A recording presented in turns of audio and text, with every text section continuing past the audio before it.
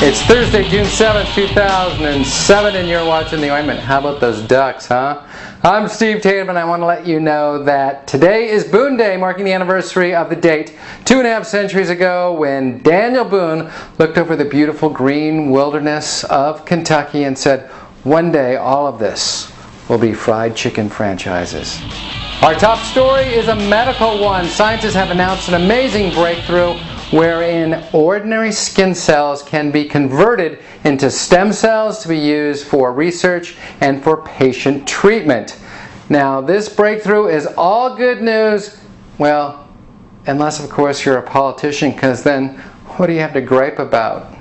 Speaking of medical news, the American Red Cross has announced a new program wherein if you give blood, which is a great idea and I think you should do it, they'll give you free gasoline. But how much gas for how much blood? Well, they had to bring in a consultant from Halliburton to figure out that blood for oil exchange rate.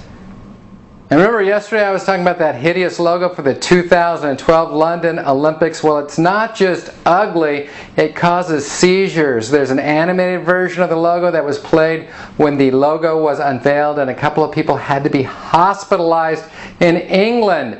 You know how much that logo cost them to design?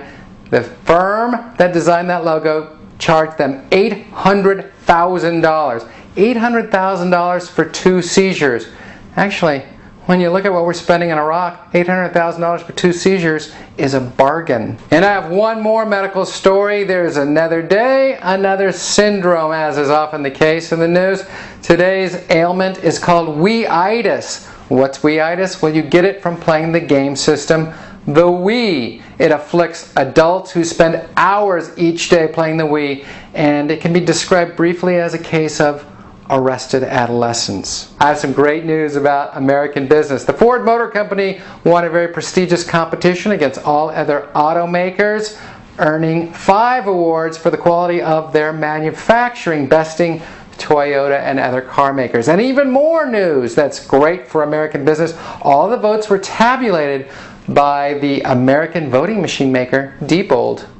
And finally, I have this news from the Vatican. Yesterday, a man hurled himself at the Pope right there in the middle of St. Peter's Square because apparently he wanted to go for a ride on the Popemobile. And really, who can blame him? The Popemobile, pretty much the second coolest vehicle on the entire planet after the Batmobile.